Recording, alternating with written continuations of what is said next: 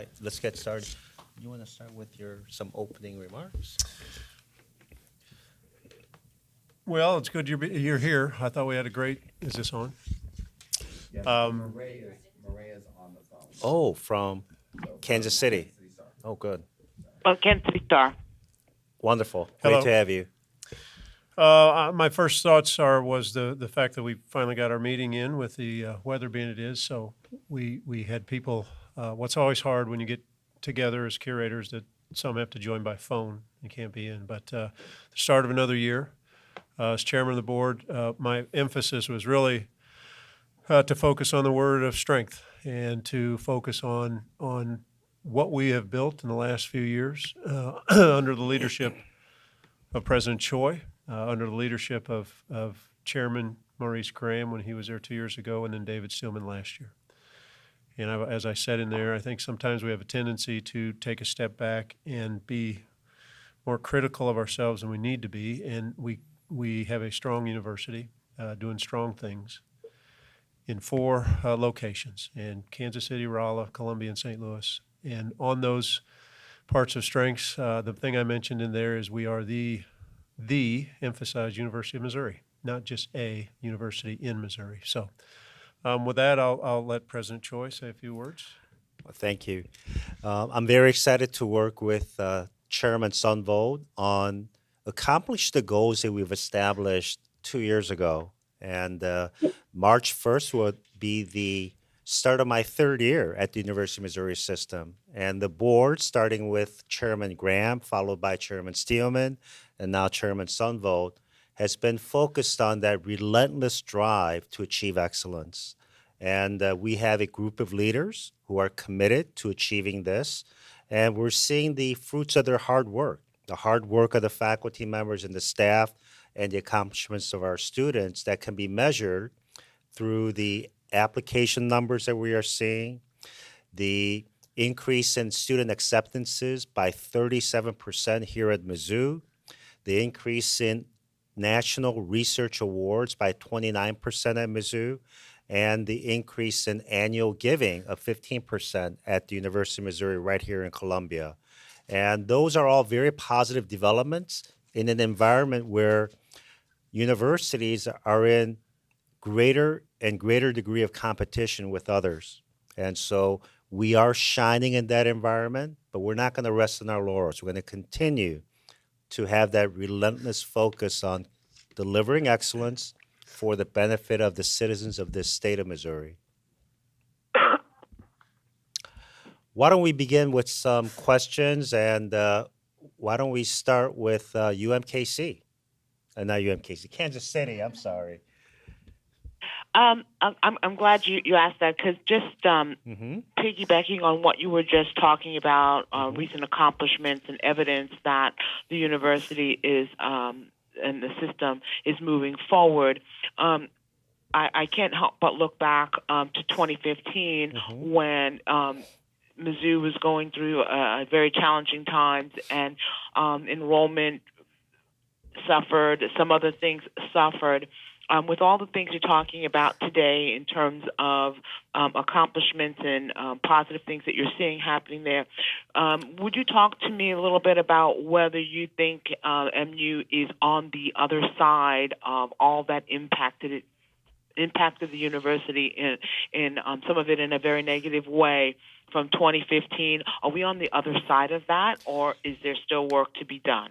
Well, there's always work that needs to be done, but there's been tremendous progress made at this university. The lessons that were learned through the events that occurred in November 9, 2015 and beyond is that we now have a leadership team led by the board with the president, the chancellors, and other senior leaders who believe in accountability and transparency, and that we believe truly in the value of having an inclusive and a welcoming environment. We also believe in academic freedom and freedom of expression. And these are all qualities that are really central to any great public research university. So while we know we made a lot of progress in all of those areas, we can't rest on our laurels. we're going to continue our push for excellence in those areas. And so, yes, we are much different than we were on after November 9th, 2015. But we're not going to lose our focus to ensure that we have a university that serves the needs of our students, faculty, and staff, and Missouri citizens. John? Could I add, Miss, what's your name from Kansas City Star? Murray Williams. Oh, hi, Murray. John Sunvold, how are you? One of the things when I look back, now I'm a resident of Columbia, so I lived here, and I had 2 kids in school at the time. One of the things we focus on after what happened was the lack of the leadership, the lack of communication amongst our leaders. And when we pushed forward that the board had to find new leadership, President Choi came in, and then he's brought other people in. And then the board, from a level of communication, the change that has happened from what went on is like night and day. And when you work together, there's always going to be issues. There's always going to be problems. But if that is not communicated, if people have an issue and they're not listened to, then we'll have problems. But we have a different team, a different leadership, and it couldn't be more different than night and day at Mizzou. Thank you. Yes. If you don't mind, I'd like to ask both of you to weigh in on your opinions of the NCAA sanctions. Why don't you go first? Since I've been around sports my whole life, I thought the infractions committee for the NCAA got it completely wrong. The NCAA, every university puts in a system to really police themselves. And you have compliance. NCAA loves to, for our university, have a good compliance system. We did what you're supposed to do. We found a problem. We fixed the problem. The people who had issues either were penalized or removed. And when you do that to the governing body above you, what I would expect of the NCAA to say is that's exactly why we have compliance programs at universities, so they can do their work. What the NCAA said was entirely different. They want to penalize us for doing the right thing. And I thought the biggest issue and the biggest words that they said was Missouri did the right thing, and we're still penalized. So we hope through appeals process, we know that'll take place. I've been on record to say I wish they'd just come out and say they made a mistake because we'll spend too much time on the appeals process. But I think it's to our favor. If it doesn't go our way, I'd be totally surprised. So we have communicated with the coaches of the football team, baseball team, and the softball team to share with them that we are very strongly behind them. We believe in their principles that John Sunvold just mentioned, and that we are going to mount a very vigorous defense and appeal for the sanctions that we believe are very inappropriate. In fact, we were shocked to learn about the sanctions given the fact that we were very forthright in coming to the NCAA and working with them to find the roots of the problem and also implement programs in place to prevent such events to occur in the future. And we have shared with our students, whether they're student athletes or students who come from Nixa, Missouri, that we expect you to be transparent. We expect you to be accountable and be truthful. But we also expect that the outcomes be fair. In this case, we were truthful, we acted with integrity, and we were accountable. Yet the outcomes were completely unfair. And because of that, we are going to fight this and fight this very vigorously. And that fight is going to occur at every level of the university. And we have to set the record straight. And we're And that's what we're going to do. And we just want to say we're very proud of our student athletes and our coaches. Thank you for that question. We didn't expect it. All right. Yes. Mhm.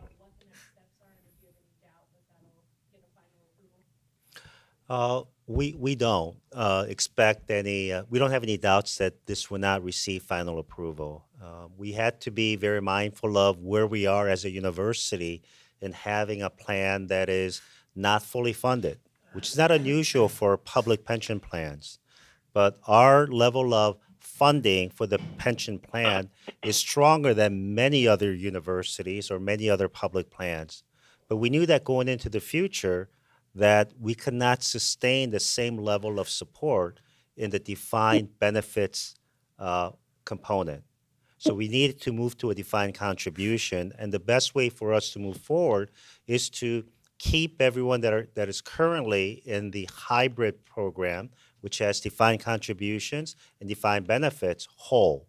But moving into the future with new employees that are hired to move into a defined contribution plan that is more transportable. And we heard from many of our recent hires that that's what they expect. They expect that portability.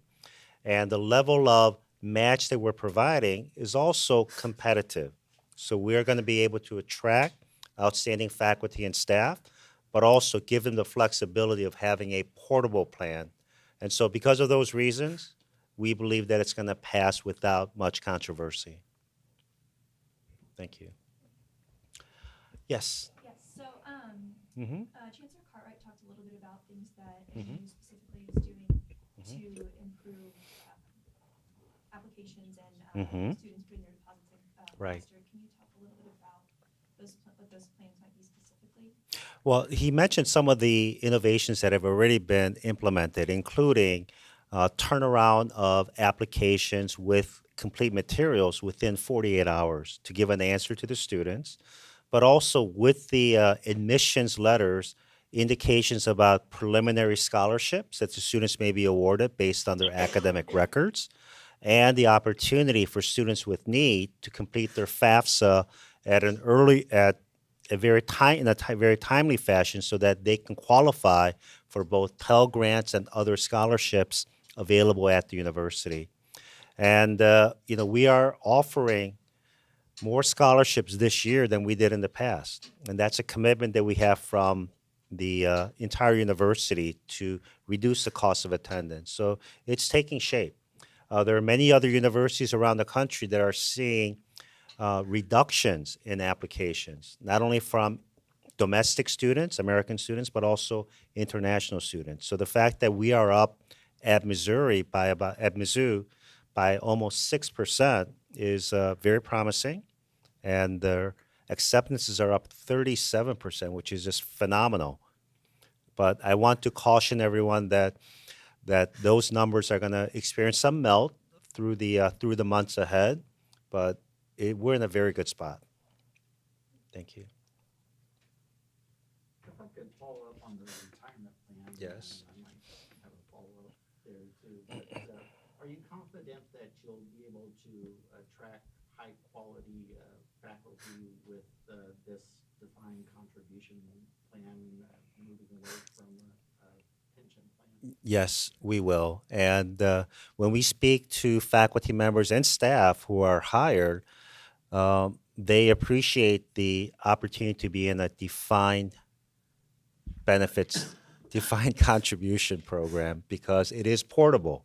And we see that the level of match that we're providing, and I think we're providing an 8% match, that is quite attractive. And we benchmark that to our peer institutions, and we want to make sure that it is an attractive option for our new faculty and staff.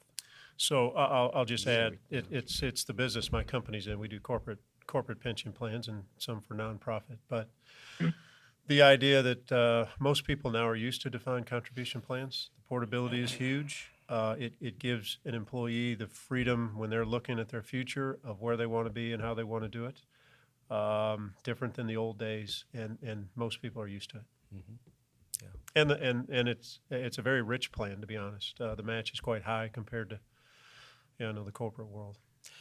So But- I'm gonna throw in a question about that because of your experience. Have you seen in your business where folks have been, it's becoming more, folks are demanding it more? Yeah, so what happened, universities are probably a little later and slower than the corporate world. The corporate world did it many years ago.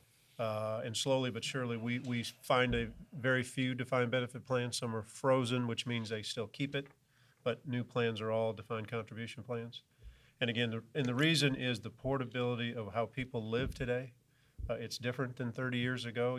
Most people just don't sit in one spot. They want to be portable. And I know in the higher education, when I've been on committees that we're looking at new positions and people, and when you look at resumes and CRs, you're looking and going, that person 3 years and 2 years and 4 years and 5 years, and it just gives that employee a greater feel of what they can do with their future. They don't have to sit and go, I must stay at that place because then I'll hit the 5 more years for defined benefit, et cetera, et cetera. And the plan, while it is more attractive than in the corporate world, it is benchmarked to our competitors. It was very important for us to benchmark it to our competitors, and we have to keep in mind that the compensation is a combination of pay plus the benefits that are provided. And so while it may be higher than what's seen in the corporate world, our pay is not competitive in many ways to the corporate world. So it's that balance that we were seeking. And then the 8% match. Right. Would employees have the option of contributing nothing? No, they have to contribute. Which Dollar for dollar match. Yeah. So you have, it's not, the university will wait until you put in dollars. Oh, so let me clarify. So what you're asking is, if they don't match, of course, we're not going to match. Right. But are they required to go up to the 8%? We're going to get back to you on that. I think there's some flexibility there. Right, they can put in as much as they want, up to or more than 8%, but we'll match up to 8%. If they put in 4%, we'll match 4%. But if they put zero, Then we Zero. won't match anything. so can they and- put zero though? Would be not. Yeah. No, but the reason, and honest, the reason you do that is because you're trying to help the well-being of people save for the future, right? So anytime you match, you're trying to get people to save, and again, if you put in 8%, you get 8, you've doubled your money. But if you're not willing to save for yourself for retirement, most companies or this a university won't put in either. So there's a push, because when you take away defined benefit, you're kind of pushing people to say you need to save. This is a big element of your life. Right. So And that's it's- the push. And it's so attractive. It's a one-to-one It is. match, up Very to nice. 8%. Yes, Maria?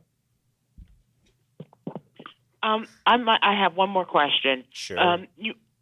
When you were talking, all of the institutions have been rolling out, all of your campuses have been rolling out some pretty attractive scholarship programs this year.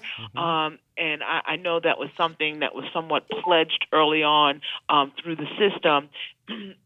And so I'm curious whether you are aware if we should be expecting any new such programs, scholarship programs this year. Are you aware of whether any of the other campuses have major scholarship programs to unveil? They're all actively working with donors to develop these scholarships. We are not aware of any scholarships that are at the level of the KC Scholars or the block program, but the matches that are provided to scholarships that are at the $50,000 level as well. And so we are seeking both significant donors that are at the 7 to 8 figure level, as well as donors that are providing $50,000 and above. And so that program is going to continue. This is a 5-year program, and at the system, we've only expended $20 million out of the $100 million that has been committed. So we have a lot of runway to support this program. Okay. Is there anyone else on the phone in addition to Maria? No. Okay, great. Curious on what I was Yes. wondering if you could talk a little bit more about the decision to rearrange the structure of the meetings for the year. Yeah, I mean, I've been on the board for a number of years. The idea, everybody's busy. We looked at it from an efficiency standpoint. And when we would do our committee meetings during our full board meetings, there are times when that committee probably would like to meet longer, but you're trying to, save 10 minutes and try to stay on a schedule. So the idea was, let's have the committees done by phone so that committee could meet. It could be a half hour, it might be 3 hours if the discussion is. And then what we could do is just have the committee chair report. And so you saw today, those committee chairs reported, and it was a much easier and quicker process. So the idea that administrators, people need to work, I thought we could do it in 1 day versus 2, and we could just be more efficient. So today was an example, and if it doesn't work, then we'll make the necessary changes. But I liked what happened, and we'll probably have to make a couple changes just because my leadership, I was trying to figure out what to do next. That's great. All right. Any other questions? No? Okay. Thank you very much. Thank you.